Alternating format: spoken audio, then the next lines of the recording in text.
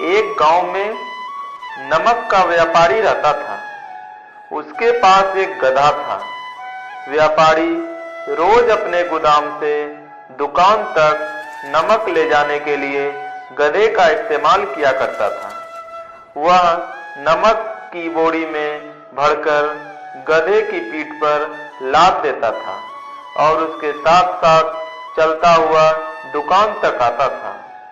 व्यापारी का गधा आलसी प्रवृत्ति का था। काम से बचने के लिए वह नित नए उपाय सोचता रहता था। गोदाम से दुकान तक के रास्ते में एक नदी पड़ती थी, जिस पर एक छोटा पुल बना हुआ है। एक दिन नदी पर बने पुल पर चलते समय अचानक गधे का पैर फिसल गया और वह नदी में जा गिरा। नदी के पानी से नमक की बोरी भीग गई।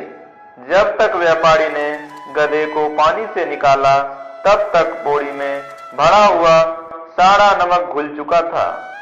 गधा जब चलने लगा तो उसे बोरी का भार बहुत कम महसूस हुआ और वह खुश हो गया।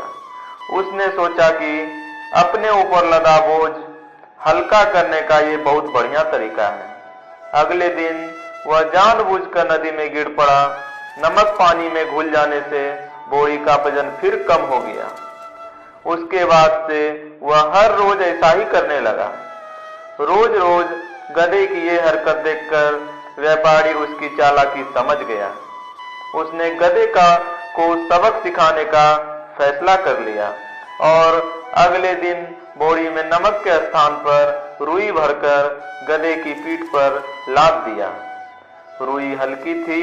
उसके बाद भी आलसी गधे ने सोचा कि क्यों न रोज की तरह नदी के पानी में गिरकर इस वजन को और कम कर लिया जाए। इसलिए वह जानबूझकर नदी में गिर पड़ा। लेकिन इस बार बोरी में नमक नहीं बल्कि रुई थी। पानी में भीगकर रुई का वजन कई गुना बढ़ गया।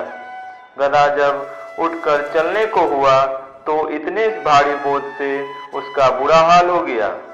उस दिन के बाद से उसने कभी भी आलस न करने का निर्णय लिया।